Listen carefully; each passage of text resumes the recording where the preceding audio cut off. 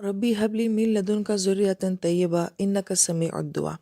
اس خوبصورت دعا کا جو اختتام ہوا ہے وہ اللہ پاک کے خوبصورت نام سمیع کے ساتھ ہوا ہے، لیکن یہ نام یہاں پہ جس طرح سے بیان ہوا ہے سمیع صفت کے صیغے کے ساتھ، تو صفت کے صیغے کے اندر یہ صلاحیت ہوتی ہے کہ وہ ہمیشہ سے آپ کے اندر وہ چیز موجود ہوتی ہے۔ مثلاً کسی انسان کے اندر اگر قابلیت ہے، ذہانت ہے، تو یہ ذہانت اور قابلیت اس کے اندر ہمیشہ ہوتی ہے، چاہے وہ بچپن میں تھا، جوانی میں تھا، بڑھاپے میں تھا، جاگا ہوا ہے، سویا ہوا ہے، کھا رہا ہے، پی رہا ہے، صفت ہمیشہ انسان کے ساتھ ہوتی ہے، وہ ہمیشہ اس کے ساتھ موجود ہوتی ہے۔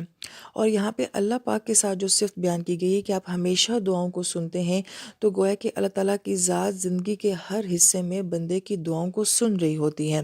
بظاہر ہمیں دعا کی قبولیت نظر نہیں آ رہی ہوتی، مگر وہ دعائیں جو ہیں وہ سنی جا رہی ہوتی ہیں، یہ معنی ہمیں سمیع سے ملتا ہے۔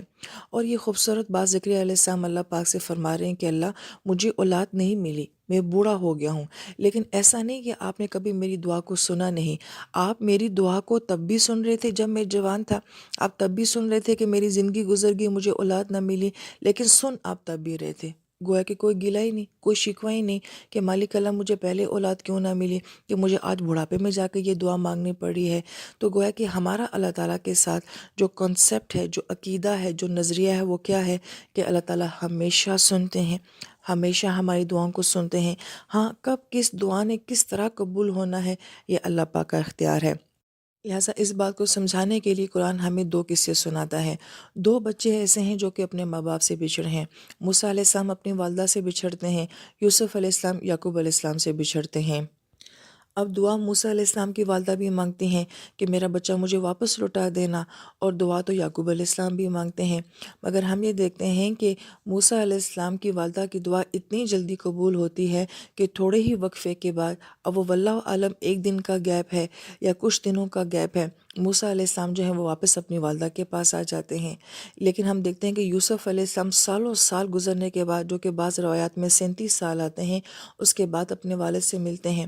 موسیٰ علیہ السلام کی والدہ جو ہیں وہ نبیہ نہیں ہیں، مگر یوسف علیہ السلام کے والد یعقوب علیہ السلام نبی ہیں، مگر نبی کی دعا جو ہے وہ لیٹ قبول ہو رہی ہے، اور موسیٰ علیہ السلام کی والدہ کی دعا ہے وہ جلدی قبول ہو رہی ہے۔ اس کے ہمیں یہ بات سمجھ آتی ہے کہ کب کس کی دعا نے کب قبول ہونا ہوتا ہے، یہ اللہ پاک کی ذات بہتر جانتی ہے۔ تو اگر ہماری نظر سے دیکھا جائے تو نبی کی دعا پہلے قبول ہونی چاہیے، لیکن ہم یہ دیکھتے ہیں کہ اللہ پاک کی حکمت ہے کہ نبی کی دعا کو بعد میں قبول کیا، اور ایک ماں کی دعا کو اللہ پاک نے پہلے قبول کر لیا۔ تو پھر میں کیسے اللہ پاک سے گلہ کر سکتی ہوں کہ آپ نے میری دعا کو قبول نہیں کیا، جبکہ آپ نے ایک نبی کی دعا کو اتنا ڈیلے کیا ہے۔ ابراہیم علیہ السلام کب سے جو ہے اللہ پاک سے دعا مانگ رہے ہیں کہ مجھے اولاد نصیب ہو، مگر 90 سال کی عمر میں، جو بعض روایت میں آتا ہے کہ 100 سال کی عمر میں جو ہے آپ کو اولاد ملی ہے، تو کیا وہ اس بات کا گلہ کرتے ہیں کہ اللہ تعالیٰ آپ نے مجھے دینی تھی تو 90 سال پہلے دے دیتے، جوانی میں دے دیتے؟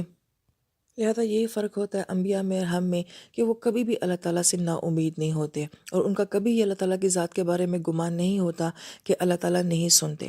پھر اس دعا کا ایک اور انتہائی خوبصورت نقطہ یہ کہ زکریا علیہ السلام بڑھاپے میں دعا مانگ رہے ہیں، تو ہمارے ذہن میں یہ آتا ہے کہ وہ یہ دعا مانگے نا کہ اللہ تعالیٰ کہ اب میری موت بہت نزدیک ہے، بوڑھا ہو چکا ہوں، موت اچھی آ جائے اور قبر میں جانا آسانی کے ساتھ ہو جائے، مگر وہ بڑھاپے میں کس کی دعا مانگ رہے ہیں؟ اولاد کی دعا مانگ رہے ہیں۔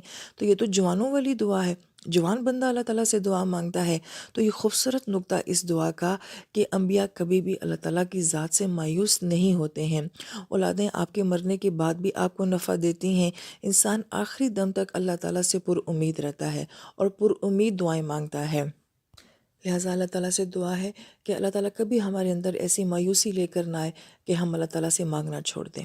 اللہ تعالیٰ میں آخری دم تک اپنی ذات کے ساتھ پر امید رکھے اور دعائیں مانگنے کی توفیق دیتے رہیں۔ آمین یا رب العالمین۔